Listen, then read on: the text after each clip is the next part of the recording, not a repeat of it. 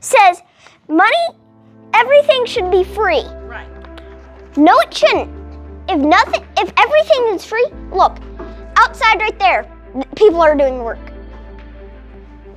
Right here in this building, people are doing work. If we don't get paid, we won't do it. Then nothing will get done. The purpose of our unit is to begin with a little bit of the background history of Missouri. We start with Missouri being a territory before the purchase of the Louisiana Purchase. Then after that, we talk about our statehood. And then finally, we dig into the meat of the unit, which is our Missouri government. We share the purposes of a constitution and the three branches. Judicial, executive, and legislative. Yep.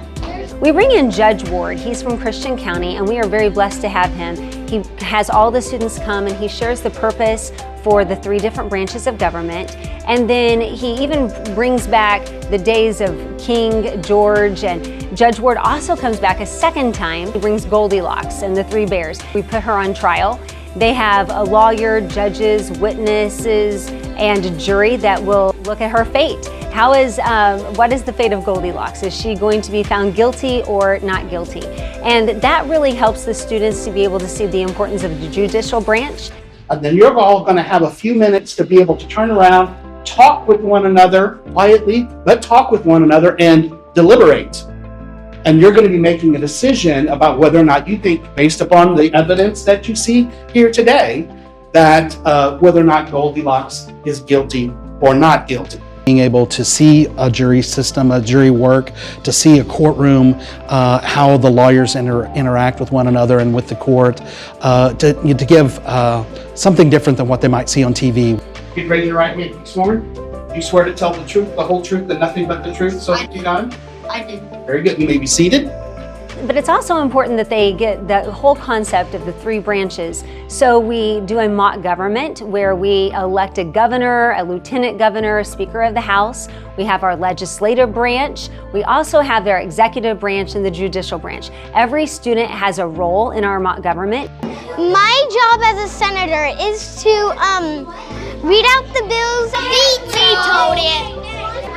I am the House of Representatives. We must stop destroying forests, nature, and animals' homes unless you have a special permission. No.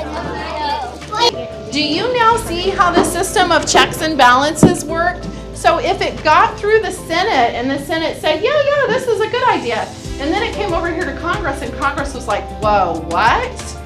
Right, that's how checks and balances work, okay? So it has this opportunity, then the court, and then to the governor before it can become a law. This is a very deep concept for students to understand, but we're hoping that after we have had hands-on experiences and guest speakers, that it is more concrete thinking versus abstract, and that students really understand it more than they would a textbook or just reading from an article, that this brings what is happening in Jefferson City right into their lives and how they can apply it for their future.